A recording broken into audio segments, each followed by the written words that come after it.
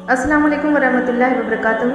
बहुत ही ख़ास वीडियो लेकर हाजिर हुई हूँ। वीडियो को शुरू करने से पहले आप लोगों से रिक्वेस्ट है कि वीडियो को लाइक करें और चैनल पर नए हैं तो ज़रूर सब्सक्राइब कर लें। वीडियो का जो टॉपिक है वो है खुशगवार ज़िंदगी, अज़दवाजी ज़िंदगी के उसूल, जो कि कुरान और हदीस से मुताल्लिक़ है। तमाम मुसलमान भाई और बहनों को इसका इल्म होना चाहिए कि हमारे नबी पाक सल्लल्लाहु अलैहि वसल्लम ने जो बताया है सुन्नत तरीक़ा वो किस तरह से है। इंसान इसके बगैर जिस्मानी, ज़हनी और रूहानी अज़ियत का शिकार है। 21वीं सदी को इंसानी तरक्की का उरूज और इंतहा समझा जाता है, यानी कि साइंस और टेक्नोलॉजी के ज़रिए इंसान चाँद और मरीख़ तक पहुँच गया है। जाहिर सी बात है, अभी चंद्रयान 3 भी चल रहा है, इतना ज़्यादा डेवलप हो गया है। देखिए कि इंसान चाँद और मरीख़ पर जो पहुंच गया है तो कितना डेवलप ज़माना हो रहा है, और इसी डेवलप ज़माने के हिसाब से आसाइशों के लिए ऐसी चीज़ें ईजाद कर ली कि अक़ल हैरान हो जाती है। लेकिन यह भी हकीकत है कि 21वीं सदी इंसानी दिमाग की तरक्की के इंतहा को ज़ाहिर करती है, वहीं यह इंसानी मोहब्बत की तबाही का आगाज़ बन रही है। देखिए, ये जो इंसान का जो ज़िंदगी जीने का जो तरीक़ा है उसको भुला बैठी है। अज़दवाजी ज़िंदगी को तो बिल्कुल फरामोश करती जा रही है, भूलती जा रही है, उसको अहमियत नहीं दे रही है। इंसानी मोहब्बत जो है उसका आगाज़ भी और इसने मादी सहूलतों, आसानियों और मशीनों के एवज़ इंसानी वजूद से वाबस्ता रिश्तों और मोहब्बतों का ख़ात्मा होता जा रहा है। मौजूदा दौर में उन्हें बुनियाद पर मग़रिब में ख़ानदानी निज़ाम तबाह व बर्बाद हो चुका है, यानी मग़रिबी कंट्री जो है, बहुत सारे जो बैरून ममालिक है उसमें रिश्तों की तो कोई अहमियत है ही नहीं। लेकिन हमारे मशरिक़ी घराने में जो दौर है उसको तो हम मद्देनज़र रखते हुए चलना हमें होगा। हमें अज़दवाजी ज़िंदगी को खूबसूरत और खूबरू बनाना होगा, ताकि हमारी लाइफ में, हमारी ज़िंदगी में कोई तलख़ियाँ, कोई महरूमियाँ नहीं रह जाए।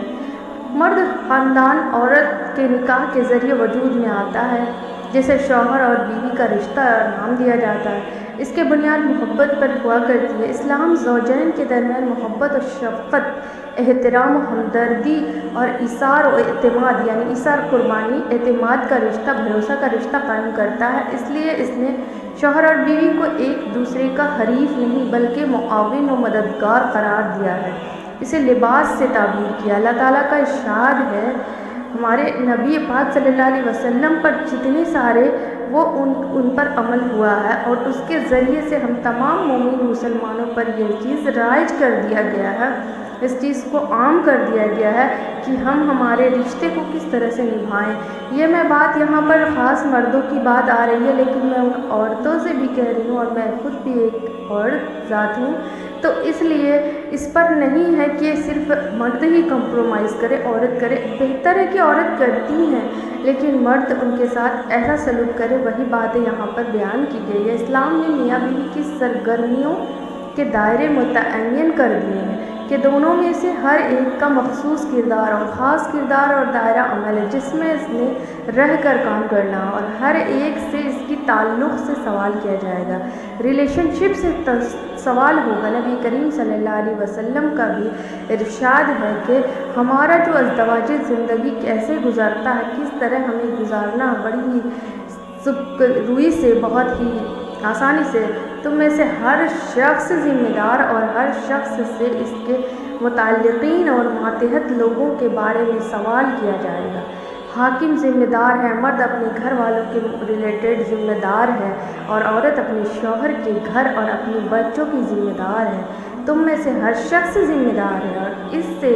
इसकी रइयत के बारे में पूछा जाएगा, जैसे मर्द को अपने माँ बाप और अपनी बीवी के हिस्सा का ख्याल रखना जायज़ बताया गया है, उसी तरह औरत को शौहर और बच्चों का। इससे मालूम होता है कि इस्लामी मुआशरे में बीवी बच्चों की कफ़ालत और तालीम व तरबियत का ज़िम्मेदार मर्द है, और बीवी की ज़िम्मेदारी यह है कि वो बच्चों की निगहदाश्त करे और इनकी बेहतरीन तालीम और तरबियत का अहतमाम व इंतज़ाम करे, और घर को खुश उसलूबी से संभाले। लेकिन ऐसा तब ही मुमकिन होगा जब ज़ौजैन के हक़ में भी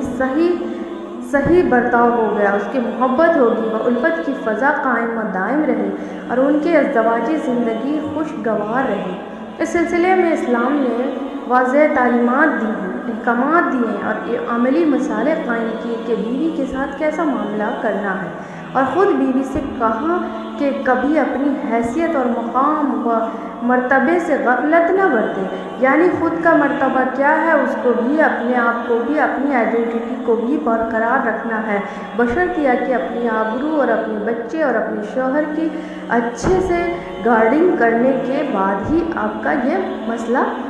ہو سکتا ہے۔ عورت سے حسن سلوک کا نبی کریم صلی اللہ علیہ وسلم کو کس قدر خیال تھا، اس کا اندازہ اس بات سے لگایا جا سکتا ہے کہ آپ صلی اللہ علیہ وسلم خطبۃ الحجۃ الوداع میں بھی اس کا خیال رکھا اور فرمایا، لوگوں سنو، عورت کے ساتھ اچھے سلوک سے پیش آؤ، کیونکہ وہ تمہارے پاس قیدیوں کی طرح ہیں، تمہیں ان کے ساتھ سختی نہیں کرنا ہے، یعنی کہ